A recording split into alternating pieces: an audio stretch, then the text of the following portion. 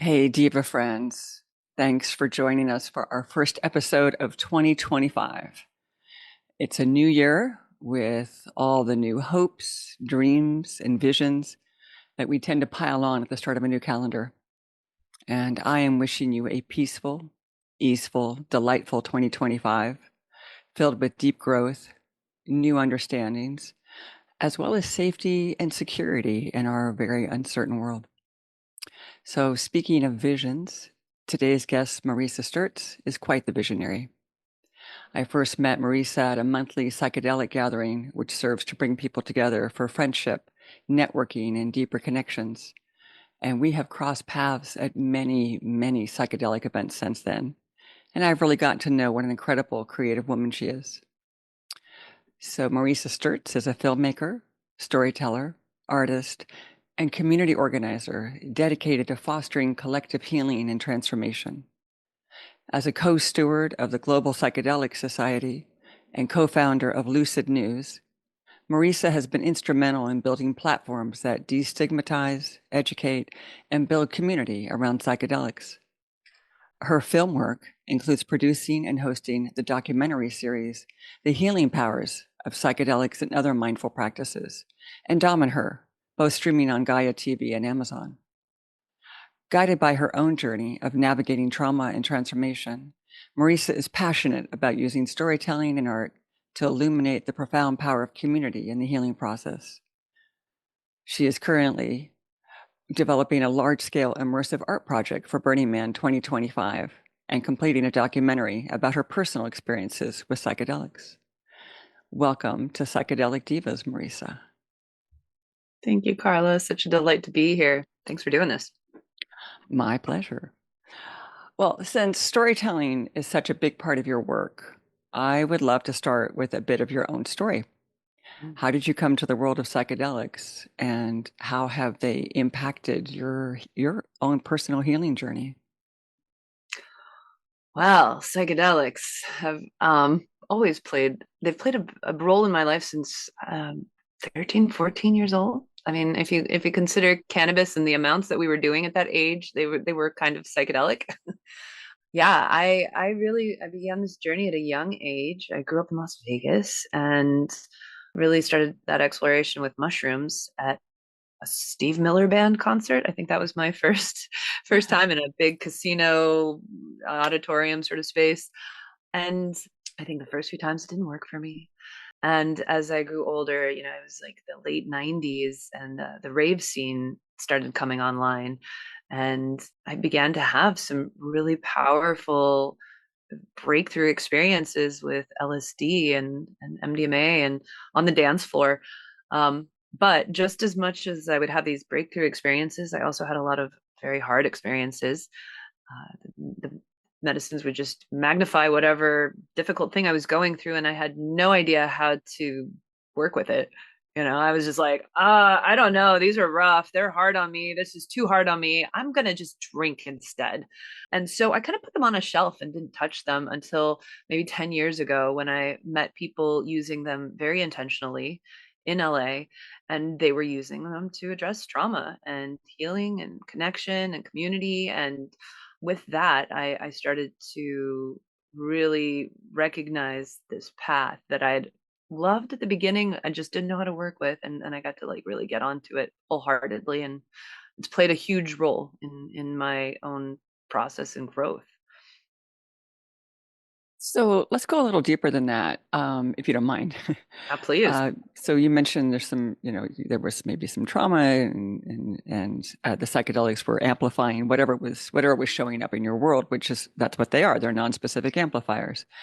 So what they are always pointing to what is present in our world, in our psyche. You somehow found your way to starting to do ayahuasca. So you put them on a shelf. How did you take them off a shelf and start with uh, uh, using them for a more specific healing process? It's like such a big story, which is why I always break it up in chunks a little bit. Okay, so yeah, I had a lot of trauma growing up, and the family philosophy was chin up, don't cry over spilled milk, stop being so sensitive. It could be so much worse. And so I was like, oh, I want a therapist. I want to fix all these bad feelings inside, bad feelings. And every effort to find healing in a more conventional way really didn't help. Meditation, again, also just helped me bring more awareness to the pain I had in my system. Therapists I would meet were never really a good fit.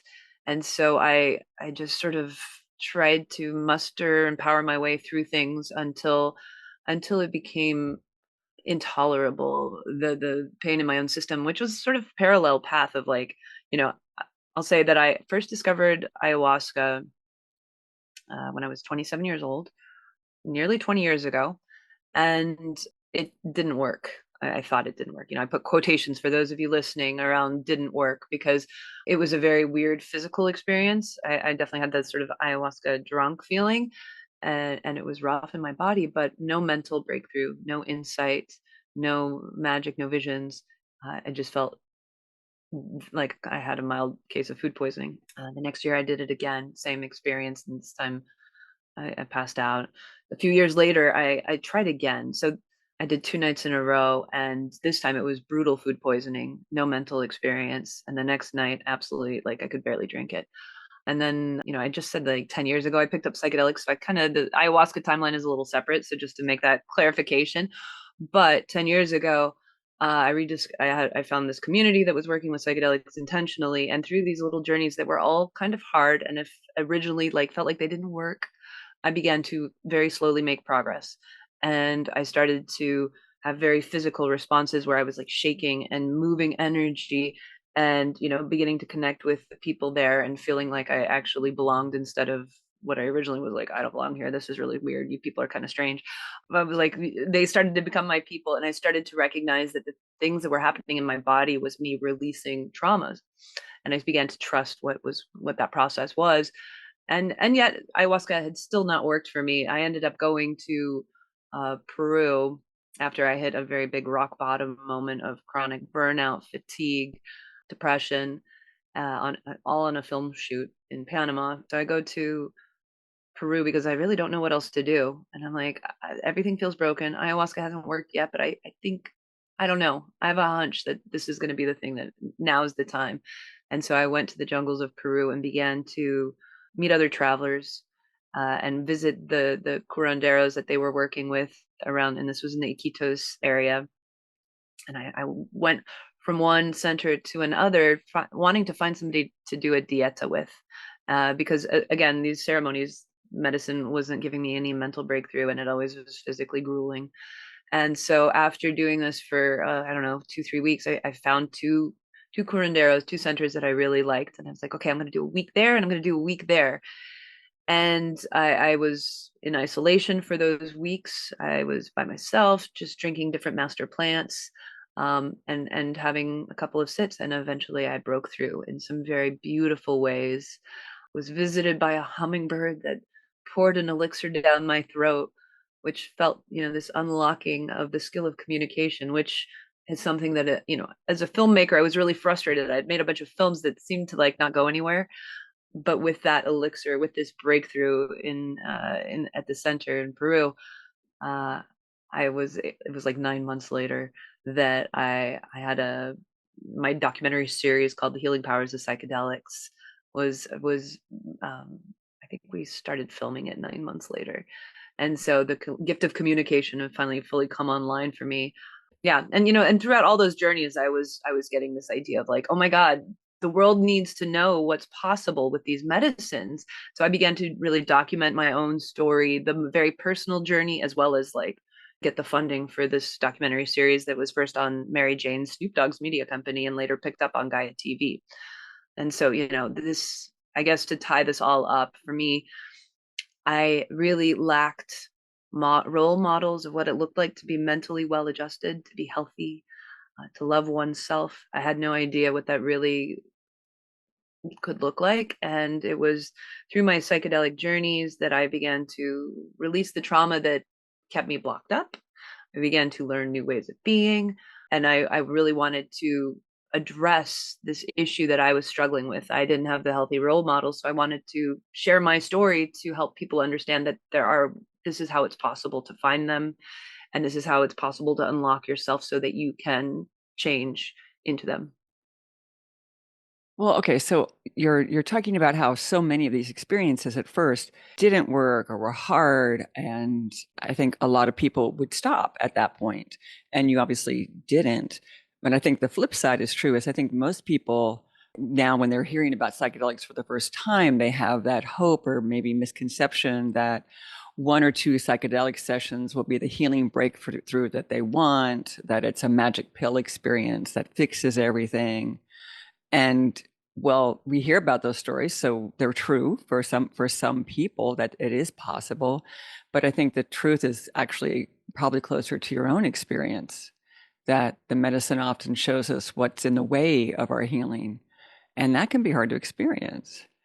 Oh, it was So, brutal. I was yeah. so hungry. I was so tired of feeling broken.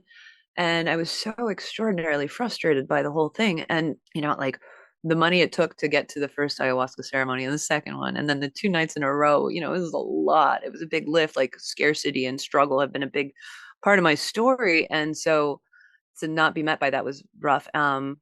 What I learned, especially in the jungles of Peru and going on these dietas, was that all my traumas and all the difficult experiences I had had and the times I tried to harden myself, like, okay, stop being so sensitive, stop crying and stop hurting. Like I just tried to numb myself. And also all the cortisol and all the stress and all the adrenaline that I never knew how to process. What I feel is that has all created a hard shell around me to protect me, right? And also that hard shell has held me in my old patterns, kept me stuck, kept me rigid, and made change a lot harder. And so the medicine very slowly, very gently, like a little chisel, was kind of cracking around those hard edges of protection that I had created in order to eventually, when I was also ready, it, to like unlock it. And in hindsight, I now look at that long path of work over the many years, and I say, I think it was all in perfect timing, because had I had that big breakthrough right off the beginning, who knows? I don't think I would have been strong enough to really hold it in a good way. It could have been too much. So I really honor this slower process. This is another reason why I want to tell these stories, is because I want to help people have a more realistic expectation of what this path can look like, so they don't get Well, disappointed the way I was. absolutely. And I think those of us who have been in this world a while know that the medicine provides us with what we need, which is definitely not always what we want. But I'm curious. I mean, so this was a hard fought journey on your part, and you did keep feeling like, okay, there's something here. I'm gonna keep going. And as I said, I think a lot of people might have stopped earlier. But what advice would you provide to someone with trauma who wanted to explore psychedelics as a healing tool? I thought you were going to ask me why I kept going, because the definition of insanity is trying the same thing over and over and expecting Well, different results, right? go Um, ahead, answer that first, then we'll come back to my question. So, yeah, yes, why did you keep going? some part of me knew, some Hmm. part of me just felt that there was something there for me. It was a voice in the back of my head, who knows, but I'm really glad I trusted it. And then for those people who are stuck and really hitting those walls, I mean, I think I really trust the medicine now, and I think as long as you are able to surround yourself with good people that you're able to trust, good practitioners that feel sturdy, and yeah, that I think continue to explore. If there's no any immediate red flags that are like, this is wrong, wrong, wrong. As long as you're not getting that, try baby steps. I find ketamine to be a beautiful gateway for this. I Hmm. think, cannabis guided ceremonies. There's so many soft ways, breath work, ecstatic dance, kundalini. There's ways to open the door into slightly altered states so that you can start to know what that looks like before, a lot of people don't want to go just because they're afraid of losing control. Understandable. You've needed to be in control to keep yourself safe. Great. But there's ways to do it sober. So I would explore all of those and try to allow yourself to gently go there. I would add microdosing as another good first start. And while you had already explored a number of psychedelics by the time you did ayahuasca, and I know a number of people who start with ayahuasca and it was profound and the right start for them. It's just not what I would recommend anybody start with. It's well, she doesn't mess around.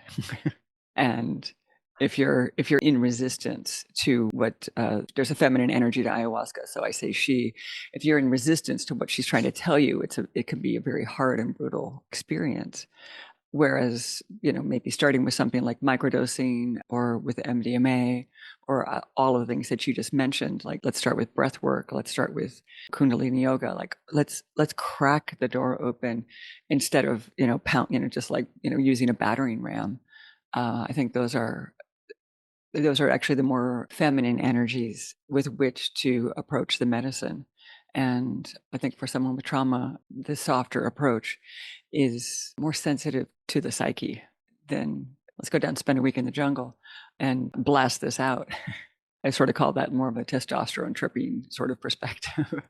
Also incredibly valuable. And by the way, many people have that is where they have started. But I like that you're listening, you point to really that for you were like, there's still something here, there's something here. There was an inner voice.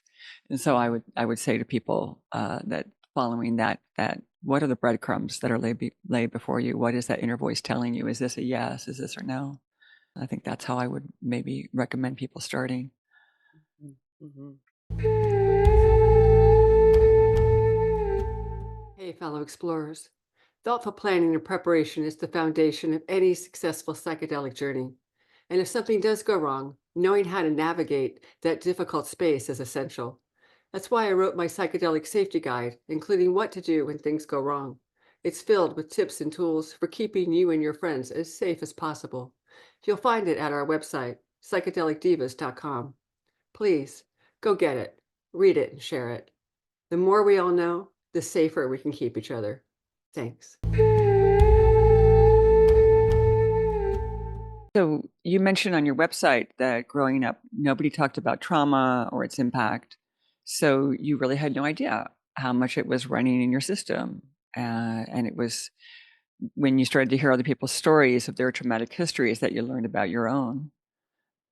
But you also learned from those stories how trauma had taught them valuable lessons. So strength, resilience, all the valuable lessons that come up with when we're doing our deep work and actually help people step into their life filled with purpose. So that's the hero's journey story that we all know well, from books and movies. And you made the same journey when you made the decision to go to the jungles of Peru and to work for months with local curanderos. So about that, you say on your website that you learned many, many things amongst them. The answer as to why I couldn't express or tell stories that inspired others. I slowly began to see in my months there that it was because I myself was filled with a bunch of stories that told the opposite. How could I inspire anyone else if I couldn't even find inspiration in myself? And then you also say, I felt like a detective on a mission or a hero on a quest, determined to understand my traumas and unwind their impact. And being that I was a documentary filmmaker with a camera, I filmed the process. So what did you learn about your version of the hero's journey as you yourself navigated it?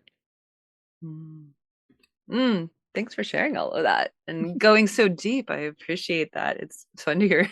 I'm like, what did I write? I totally forgot. Wow, that sounded good. Yeah. So what I found being the detective is that I am grateful for all the hard like, wow, I would never, I remember I had a friend who was a bit of a mentor who went through a very difficult childhood and a lot of abuse and some of the worst things you could imagine happening to a person. And she was like, I'm grateful because it taught me who I am. And it couldn't quite wrap my brain around that at the time. And now I can. And to distill it in one thing is I really believe that the obstacle is the way and that our struggles are our teachers, and that maybe in some other cosmic realm, my soul signed up for just this particular brand of trauma to help me learn how strong I am. So it's like without that, what would I have to say? What kind of stories would I have to tell if I hadn't lived some life and learned through it all? And it has very much informed everything I do now, which I have to say, I'm having a really good time. I'm living such a wild life in such a magical way, doing things that light me up so much and that are really such big adventures and visionary and explorative, and I would not be on this path had everything worked out right and I had found my Prince Charming I thought I wanted at age 22 and got married and had kids. Not that that's not a great beautiful path, but there's a lot of things that my soul has really wanted to do that I would never have gotten to do had I not had this so-called, terrible trauma.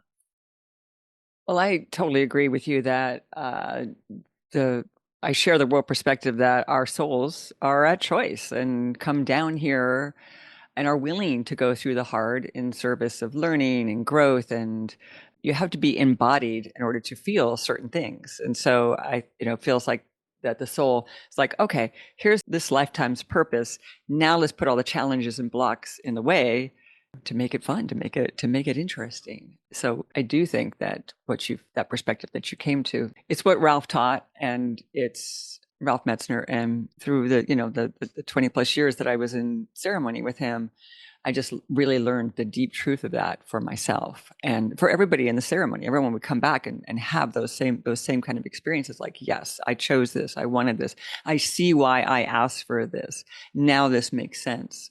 So you're able to tap into psychedelics, help us tap into the greater soul awareness of the choice of this lifetime. And that's a really powerful perspective. Indeed. I have actually a song. It is literally about all of this. And have you considered that this might just be a game, a simulation of sorts, and we are winners that got bored of things being the same? And I think that that's exactly where there we are as soul besties hanging out and saying, hey, we haven't been to Earth in a while. Let's go have some fun. Even though the embodied, persona is like, this is not fun. Right. I did not sign up for this, but I think we did. Mm-hmm. So tell us about the film you're creating, Confessions of a Psychonaut. So that type of project is obviously quite a journey, but your version's intensely personal, since you filmed yourself through your process. Yeah. We've covered a lot of the overarching view of my story and the fact that just I didn't know what it would look like to be healing. I spent my life feeling broken and like there was something wrong inside of me that I needed to get rid of. And now what we just shared, the obstacle is the way, it's a total different shift. And so I just really want to provide other people struggling similar to the way I did with a model of what it can look like through myself, through my story. I mean, this is why I teach storytelling, so that everyone else can also reflect their stories, and that we can create this culture of healthy media and content that serves as a map to help us navigate this journey of becoming mentally whole, well balanced, healthy beings, not just mentally, body, heart, and soul. Yeah, and so the journey is it's specifically, we're in the fundraising stage, and so I've got a little trailer that encapsulates it. I want to name the piece about not knowing what trauma was and not understanding that little t traumas are they have such a big impact. I mean, I experienced some big t traumas as well, but just everybody's like, trauma, it could be so much worse, let's not talk about, and let's move forward, let's just look on the positive. And when the problem is that if we don't give ourselves a space to look at the traumas and witness them, they can't process. And so my journey is taking us through that. And I'm calling in, if anyone listening is friends with Gabor Mate, I'm calling him in as my expert interviewee to like help, bring the science of what I was going through in the moment in my film so we can name it. And I'd like to be sort of the guinea pig sharing my process and my journey for others learning, so that we can more collect, so that there's again more of story that the world can look at and be like, oh, that's trauma, it's the little t trauma, and I honestly, I have a problem with the word trauma as well because it doesn't seem to resonate. A lot of people have a little bit of allergic reaction. I'm using it as a placeholder. I would love to call in a better word for it as well. But for the time being, the truth is it's what we got. So we're going to work with it. And yeah, I want to take people on a rock and roll adventure of psychedelic healing that holds a piece of naming what trauma is and gives those skeptics an ability to like wrap their brains around it and find the scientific proof in what's happening, and also take people on the psychedelic fun journey adventure of it that I also experience, so that it's fun but it's also grounded. Well, I can't wait to see it. Of course, all of these links are going to be in the show notes. So let's talk about storytelling, because you mentioned that earlier. And you had said to me when we were talking about doing this podcast that you had no role models for being on the healing path. But when we share stories, we're creating roadmaps for each other. So you also said that storytelling is about being witnessed. We allow those pieces that have been stuck inside ourselves to move forth when we tell our stories. So to help others with that process, you have created a storytelling catharsis workshop. So what happens in a storytelling catharsis workshop? It's my latest creation. I'm super excited. It's what's come together after nearly 3 years of teaching classes, one-on-one students and online courses, also at retreats, as well as teaching and running connection exercises. Completely independent of that, and I think we'll get into it later, I do a lot of work in the psychedelic space, and I've seen a lot of disconnection where people don't know each other and they're all building awesome things. They could connect more. And this is relevant right now because in the storytelling, yeah, it's so much about not only your process of sharing your story, but what happens for you when you share it. What is the catharsis and release that happens in your own system when others witness you and are able to validate and maybe even hear themselves in your story? And what happens when they are now given this validation that their story, oh, those experiences that you're now standing in front of me telling are so resonant with mine. I didn't have the words to name them and assign them value, but when I hear you talking about it, oh my God, I feel seen. And there's this really magical thing that happens in a room where I can't think of a better word than catharsis. We are experiencing this shift of awareness that went from this little thing that I was holding inside me to now we all hold it. And maybe we're all even processing it together. So it doesn't weigh so heavily just on me anymore. And I feel like collective awareness and consciousness is expanding and growing through this process. So it is a hybrid of the connection, a hybrid of storytelling, where now people are unlocking new levels as they share their story. And I'll just say that this is something that has come up now after a few years of doing this, because I've been really trying to consolidate the framework for telling a story, because story, as beautiful as it often is, can also be exhausting. People can be in a very disempowered place and not be very organized about how they share their story, and it can really suck the energy out of a room sometimes. However, if we have a really strong framework of how to share a story, which I'm happy to share, it's like 3 steps. It's really simple. It empowers people to stay in that more grounded, organized space of empowerment. We are all in the journey of a transformation, right? We're all, if you are in a space of scarcity, I will offer to you that you are actually in a transformative stage of moving from scarcity into more abundance. And if you're in a space of feeling distrustful, well, that's not the whole story. You are going from distrust into a transformation into trust and faith in the universe, and so that every like place that we want to name, I'm in this hard spot, well, actually that's just one end of the spectrum. You are moving here if you choose that that's where you want to go. And so the 3 ingredients of a story are: what's your transformation, identifying that, and then what's the big thing that happened in the middle to catalyze it. It might be, for me, it was like 7 years of deep medicine work. Took me from a person who didn't feel like I had stories to share, like I wasn't able to get them out, to now a person who loves to tell stories all over the place and is teaching others. And it was the medicine work in between. So, the 3 ingredients are: who are you at the beginning of your journey? What happened? And who are you at the end? And when you share in those three ways, naming your transformation as well, you've got a beautiful framework for a story that really is satisfying and empowering for everyone involved and organized. Well, I'm an extrovert, and these kinds of things would appeal to me because I like to engage with people. I want to hear their stories. I want to share my story. I'm curious for the introverts in the audience who are like, oh God, no, that sounds horrifying. What would you say to them to coax them out of their introverted shell and to come to something like this? Well, I'll say that you don't have to stand up in front of everyone and share it. I partner people up one-on-one so that they're only sharing it with one person. And usually that helps address this concern. And then if there's some people at the end that are like, oh my goodness, my story, I like, we'll pull up 2 or 3 people to share their story with everyone. So, usually people who are introverted come up to me afterwards and they're like, yeah, I thought this was going to be really hard. I'm a little shy, but this was really helpful and great. So, yeah. Good. Well, hopefully that's just what someone needed, maybe to, cross that boundary and come out of their shell.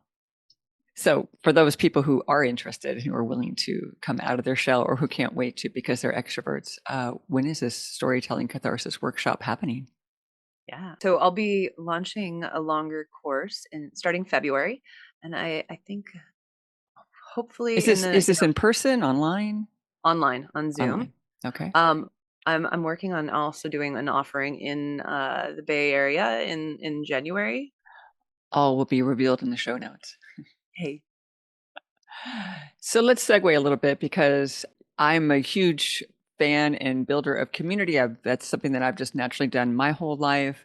And you are co-founder of the Global Psychedelic Society. And now there are hundreds of local psychedelic societies around the world. And by the way, if you didn't know if there's one in your town or nearby, you can just Google Psychedelic Society and the name of your town and find out if there's a local society in your area. I'm curious, Mareesa, why did you think it was important to create a global psychedelic society? Well, a few things. Did you say you could Google? Because you can look up globalpsychedelic.org, and we have a locator, a map locator, so you can find your Even psychedelic easier. society there. Perfect. That might be easier. And a little clarification. So I'm a co-steward and a bit of a co-founder. The makings of the Global Psychedelic Society have been underway since I think 2015. Beyond Psychedelics in the Czech Republic was the first gathering of psychedelic society leaders, and there's been different formations of some organization. It was called the Global Psychedelic Network for a long time, for many years, and then Mike Margolis and I began bringing leaders together with Boomfest in 2018, and then once before Breaking Convention, a couple of Horizons, 2018, 2019, and then COVID hit, and Mike continued to keep bringing the leaders together with Jazz Kaddish's help in 2020, and that began to start the bi-monthly gatherings online on Zoom. And so we officially did the branding and created a real organization in the early 2023, preparing for psychedelic science, where we brought 70 leaders from around the world together to share these incredible resources and the work that they've been doing with each other. And the reason why we've all nurtured this thing over the many years to getting it to this place is that, all around the world, again, for those not so familiar, a psychedelic society is a community organization that gets together to hold events either around integration, providing education around different psychedelics, just to build community around psychedelics, but really, a lot of harm reduction, risk reduction, community building and education there. So, and integration. And basically people around the world have been doing this since 2010 is when the first one began in San Francisco. And Jabbour is his last name. I can't remember his first name. He started it. And then since then, they began popping up everywhere, but it was very decentralized. And there wasn't as much connection and communication as possible. And some of the leaders really figured out how to get a psychedelic society to thrive. wholeheartedly. They figured out the business model. They were building community. It was expanding. UK is huge. They've been doing this in a very teal way. Which is an organization process system. And other ones found themselves really struggling because, it's volunteer led. Events don't bring in a lot of money. It can be a hard thing to do. And so we recognize that there's a great value when you bring all these leaders together and create a space for them to learn from each other and to support each other into how do you hold community in a good way. And when there's a practitioner out of alignment, what do you do? When they're also a beloved member of the community, how do you hold that? There's so many questions that have come up in these different events, legalities, all sorts of concerns, and the things that have popped up by bringing people together and sharing them and making them more available has been extraordinary. Sounds awesome. I know that we'll have links in the show notes, but is there a particular way that you want people to respond to and connect with the Global Psychedelic Society? Yeah, there's a lot of things we're doing right now. I'll say we are starting a membership program for our leaders and a mentorship program. So if you've ever been wanting to start your own community and you'd like to support and the connection of other leaders doing the same, please visit our website and sign up, globalpsychedelic.org. We are also raising funds. We're looking for people to help us raise funds. We're looking people to help us grow our organization and connect to the greater psychedelic ecosystem. Because a lot of the things that are going to benefit the leaders in these communities are being developed by like Zendo, for example, Dance Safe, for different organizations in the space. And, there's a vision that we hold of like a super connected, robust psychedelic ecosystem where everyone has access to all these beautiful materials, and the community from the ground up is vibrant and healthy and able to work with psychedelics in a beautiful, empowered way that both supports the clinical work that's being done out there, but that also isn't solely reliant on it. Yeah, because we believe, everyone should have access to these tools that wants it and have them in an educated, supported way. With as much harm reduction knowledge as possible. Yeah. Which is a big tool, the psychedelic societies. So yeah, I'll just add, like we are growing, we are expanding. It's massive. It's beautiful. We have a really vibrant team that is working so hard. There's so much work to be done, and it is really done joyfully. We're doing this in, as I mentioned before, a teal system, which is a little decentralized and a little bit different than this top-down hierarchical structure. So we're doing this very psychedelically, and it's growing. And that's the feminine. So building community without it being hierarchical and top down, which is more of the masculine structure. What you're describing is the feminine way, and and we're not talking about just women. Obviously, we're talking about the feminine energies in all of us. But building community is one of the feminine traits, and so doing it the way that you're describing is a very feminine aspect of that. Mm-hmm. Yep. Yeah. It's incredible work for anyone who wants to learn more about it. It's inspired by Ken Wilber's work. There's a book called Reinventing Organizations that spells out more, but we're really just finding that there's a lot more mobility and decision making. We're much more in tune with what's going on in the space and able to respond more freely. And all the decisions aren't like getting bottlenecked by a couple of leaders at the top. So there's really a lot of magical things happening here. So very excited about it. Oh, sounds beautiful. I want to make a little bit of a left turn. One of the documentaries that you made earlier in your life was about the Italian community called Damanhur. And my husband Tim and I went to Damanhur for the first time in September of last year. And I first heard about the community decades ago from Ralph Metzner, and it had been on my bucket list ever since. So I have to say, it was a powerful experience. To be inside their temples and to experience the resonance of the energy there. So for those who don't know anything about this community, can you tell a little bit about it and what it was like to make a documentary about who they are and what they created? Oh, it's such a fascinating story. It's such a cool space. People in the psychedelic community often have heard about it because Alex and Allison Gray also put together a really beautiful coffee book, and their Cosm Temple, what is it? The Sacred Chapel of the Sacred Mirrors. There we go. Chapel of the Yeah. Sacred Mirrors. I think they very much point at Damanhur as a big Mhm. inspiration for it. So the founder of Damanhur in the 70s, an Italian man named Falco, as, actually as a child, he was getting these. It's said that he was visited by a stranger and given a set of books, and these books held certain downloads from an intergalactic council, and it wasn't until he was mature enough to read certain parts of it that the words made themselves available on the pages, right? They were like blank pages when he first got them, and at certain points in his life they would become available, and he would read about these, about basically the recipe and instructions that humanity needed to realize its highest potential. And so he started to talk about it as he came of age, and he started to gather followers. People were really inspired by what he was talking about.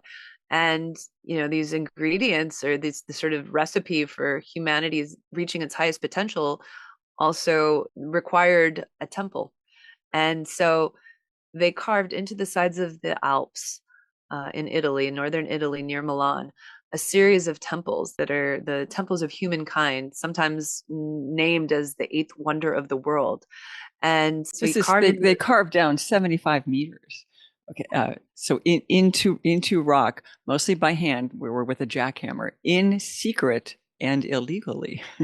in total secrecy. It took him like 20 years or something. It took a very long time with these hand tools to carve into the sides of the Alps, these extraordinary temples, and like, this recipe for humans' highest potential is that all humans are artists, that we all have artistic skill. And so the temples are filled with the artistry of this community, of all kinds of levels of magic and skill and touch. And there's sculptures and beautiful glass work, and it's there's a technology they use with copper and crystals that are embedded into the whole thing, and it's really a special magical space that, yeah, is quite psychedelic without any It's psychedelics. quite it's quite psychedelic. So what Right. they decided to the reason for building this is to the ley lines on the planet, the energy lines that flow on the planet, where they cross are considered to be, powerful sacred sites, and so there was a particular crossing of these syncretic lines inside the mountain, and they're like, well, we need to build our temple there, but Yeah. but you're not allowed to do that. You're not allowed to just dig into the side of the mountain. So they did it in secret. And then the story that they told us, curious if it's the same story that you understood from doing the documentary. But in 1992, one of the workers said, well, you tried to blackmail them.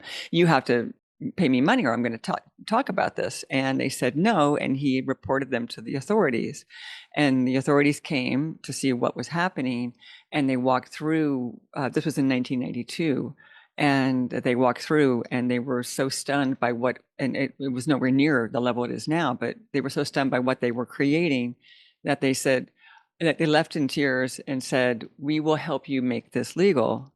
And they did. So they changed the law so that this could be, okay. And they've continued. They're still building rooms. So Falco died, not quite a little while ago, maybe within the last decade, but the community has continued to build. And there were rooms that you couldn't go into, but you could see off to the side, and they were huge. So they were looked like they were almost done. I mean, they're continuing to grow and dig and make this really modern. It's a modern temple. I don't know anybody who's building like at this level, in modern day, especially you're in Rome. I mean, I'm not Rome, especially you're in Italy. Everything's ancient, right? This is in the last 50 years. It was a very, very powerful, very psychedelic experience too. They invite you to lay on the floor, play gongs and other sound effects, and you can come back. This was just the initial tour we were on. You can come back and spend more time in the temples with different tours, which is now on my bucket list, is to go back. What was your access? What was your experience of your time there? Oh, it was extraordinary. I'm so honored to have been able to share their story. It was unfortunately one of the things that is a heartbreaking thing about filmmaking, is that you're often there and you are so on task that you're not able to spend as much time as you'd like, really just soaking it in. I'll just say though that the energy in the temples was wildly potent and super powerful, but similar to a problem I've ran into when trying to film my own psychedelic experiences is that my brain, when in a filming mode, is very rigid. It's got some very strong to-dos that make it make it really hard to absorb the magic that is happening around me because I've got some rigid structure in my head, and it's so it is on my bucket list to return with some big time to allow myself to really enjoy it With no agenda. with no agenda. Yeah. Well, maybe we'll go together. Yeah. Ooh, let's do it. All right. You told me earlier that you feel your work in the world is to create culture that celebrates healing and wholeness. So, what else are you working on that falls into that category? I mean, I wouldn't say I'm creating the culture, but I'm definitely like wanting to help gather it and bring it together and like help drive it forward. I am I've got a really big art project on the books here for Burning Man this year, 2025. Are you familiar with the film The Neverending Story? I'm not. Oh, you meant okay. It's a big film in the 80s. Uh-huh. And in the film, the world of human imagination is at risk. It's falling apart. It's being eaten by something called the nothing. And the nothing is representative of the stagnation that is happening in humanity when we're checking out, when we're not in tune, when we're not curious, when we're not reading and using our imaginations, when we're scrolling too much on our phones, that whole thing. And of course, this was in the 80s. Phones were not a thing yet. But our hero's trying to save Fantasia, the world of imagination. And in order to figure it out, nothing is working, but he finds himself at a series of gates, which for those of you watching this and not just listening, but I've got a little backdrop on my Zoom here of two gigantic sphinxes that are staring each other. This is a gate that they're providing, and the sphinxes in the film can look into your heart and see if you know your true worth. Only those who know their true worth can pass through the gate. And most don't. Most get fried. What happens is the sphinxes open their eyes, shoot lasers, and fry those who don't know their true worth. But knowing your true worth is a trick question because we're all inherently worthy. Just most of us have forgotten it. And this film, especially for people my age, is just one of the most iconic, game-changing films that, so many people are like, oh my God, I would watch it. Like for years, I watched it every month over and over, like I couldn't get enough of it. Because, the main character in the film is just like, I'm just a little boy. I don't matter. But by him actually believing in himself that his voice matters, he's able to save the day. And we want to really, I've been asking myself as I've been making my films, as I've been doing the storytelling, I'm like, how do we make this fun? How do we find the game in it and help reflect it outwards to others? And so, 2018, I'm biking across the playa and I'm like, geez, wouldn't it be cool if the sphinxes from the Neverending Story were here? And my friend's with me and she's like, yeah, that would be amazing. I'll help you. And I'm like, really? These sphinxes, by the way, are like 50, 60 feet tall. They're very large. And and she's like, I'll help you. And I'm like, really? Okay, cool. And the next year I'm camping with a bunch of friends from Maps and we're watching the sunrise after the burn one night. And I'm like, guys, wouldn't it be cool if the sphinxes from the Neverending Story were here? And they're like, yeah, that's cool. We'll help you. And so I put it on Facebook and strangers got involved. And somebody who had been organizing big festivals got involved, created a whole big budget. I found an architect. We did our original drawings. This was all 2020 at this point. And then COVID hit. And we're like, wow, is Burning Man ever going to happen again? And we just started, we were meeting weekly on Zoom, very slowly chipping away at it and realizing we're putting a lot of work into this idea of how do we help people know their true worth? How do we invite people on this quest of understanding that we have everything we need inside of us? And it's not about acquiring things. It's more about like releasing all the old conditioning that told us we're not good enough. And that how can we gamify learning about the intelligence of our body somatically? How can we invite people to connect to where they hold their most challenging beliefs in their body?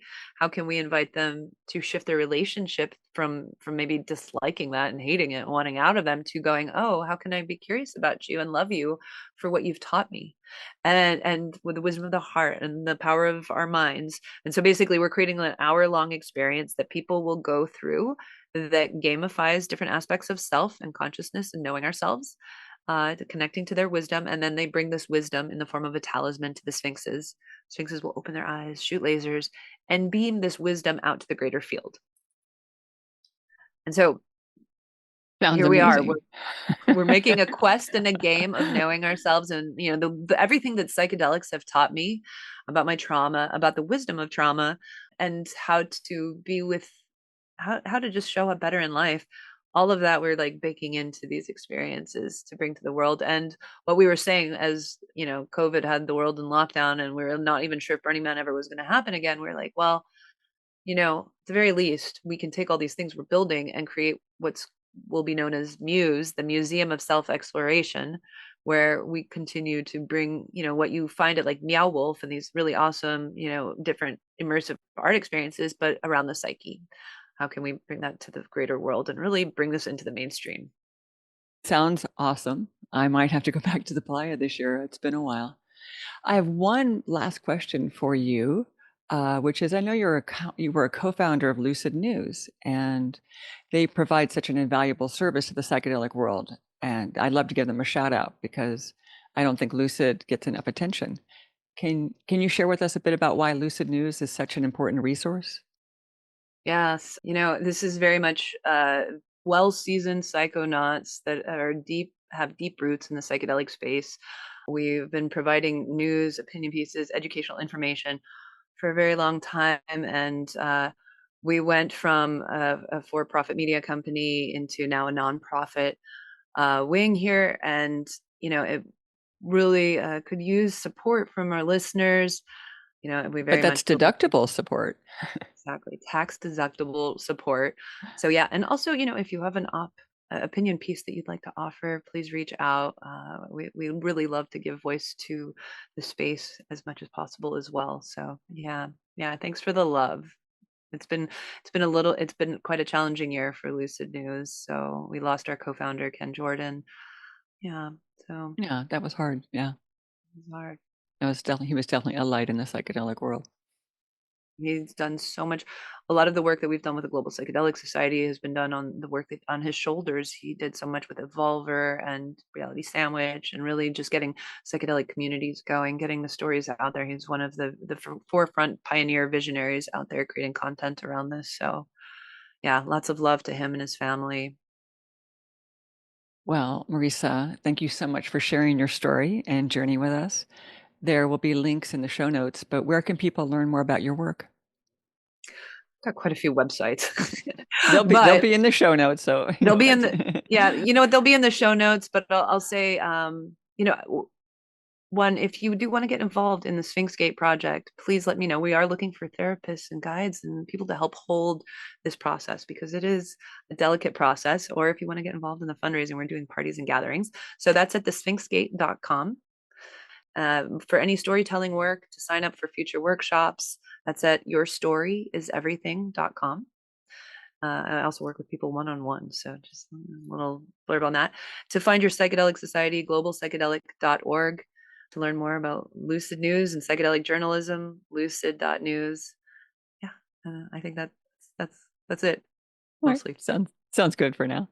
Well, thank you all for listening and for being part of the Psychedelic Divas journey. It's such an honor to grow together in community. And if you haven't yet, and why haven't you, please pick up your copy of my psychedelic safety guide, including what to do when things go wrong, at our website, psychedelicdivas.com. It's the best way of staying in touch, since social media does like to randomly ban information about psychedelics. But that said, please give us a follow on Instagram at Psychedelic Divas. And did you know that you can also watch this episode on YouTube? You'll find it at my Carla Detchen YouTube channel. So that is it for now. And I want to thank everyone, but especially Mareesa, for being part of our collective healing journey. So thank you so much, Mareesa. Thank you so much for having me, Carla, for doing this beautiful work. Such a joy. Thank you. It is now my pleasure. Not my pleasure getting this thing launched. Not at all, but it is now my pleasure. So there we go. All right. Thank you all. Thank you, listeners. And yeah, exactly. Thank you guys. Look forward to hearing from you. And by the way, hearing from you in with a little 5-star review would be like, oh, especially exciting. So thanks for that. Okay.